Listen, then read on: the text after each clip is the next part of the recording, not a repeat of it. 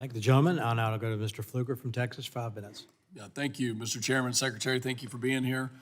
Would you consider yourself the principal advisor to the president for energy matters? I'm the Secretary of Energy. I'm one of the main advisors, but he's Okay. got a few. But you're the principal advisor. Well, on- I don't on know that I would energy. say that. I think he's got some The very Secretary of good Energy. advisors in the White I House. believe in this position.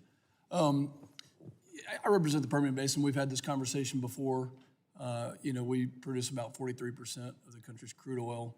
It's the most secure supply of oil and gas in the entire world. And in fact, I would also go a step further, that it's probably the only thing that has kept this economy going despite the policies that we've seen. Very concerned about those policies, and I just have a couple of questions for you. Based on, being the Secretary of Energy, when the president went to Saudi Arabia and asked OPEC Plus to increase production, was that your recommendation to him to do that? I think the president wanted to see greater production in the United States also. We have that ability. And That's why he's HR been 1 asking is so for it. important. And Madam Secretary, you are the Secretary of Energy. We are blessed as a country to have the most enormous amount of reserves, not just of oil and gas, but of so many other critical minerals and things that have been discussed today. Did you recommend that he go to Saudi Arabia and ask for them to produce more oil? I was not in that conversation. So he did not ask the Secretary of Energy for I was your not in that recommendation? conversation.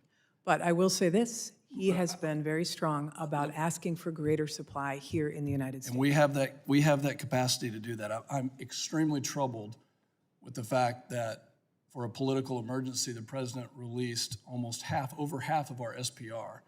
At what point in time will you make a recommendation to the president or act upon current law to refill? We will be refilling, as What's you're probably, do you have a timeline? as soon as we're finished with the current congressionally mandated sale, which we are required to do before the end of the fiscal year. As soon as that's done, because as you're probably aware, you can't take in and release at the same time. We will begin the I'd like process. for you to of follow up refilling. for the record on that one, to let us know what that timeline looks like. I'm going to move to the next question. Starting this summer. You said we cannot flip a switch today, but the administration has actually tried to flip that switch. Just a couple of questions for you when it comes to what's the total amount of electricity that our country needs on an annual basis? Well, right now, we have about 1,400 gigawatts on our grid.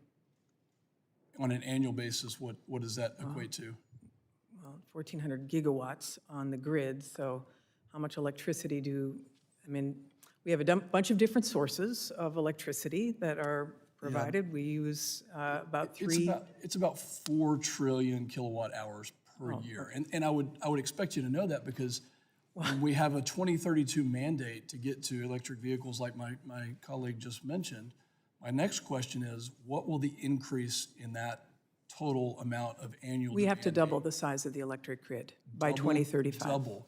So what portion of our grid is serviced by hydrocarbons right now? About 40% is natural gas, about 17% is coal, and the rest is clean. Okay, so it's about 20%, 22% coal, Nope, 19% nuclear. 17%. It's as of right now. This is from y'all's website. Well, 38% natural gas and 20% renewable.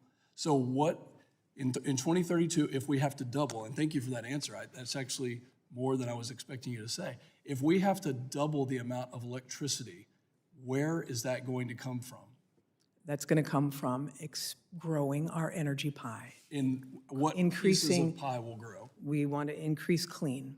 Clean. So what does that mean? What is So clean? that means let's increase nuclear. Let's increase hydroelectric power. Let's increase What about, geothermal. what Let's about in places increase. that don't have hydro?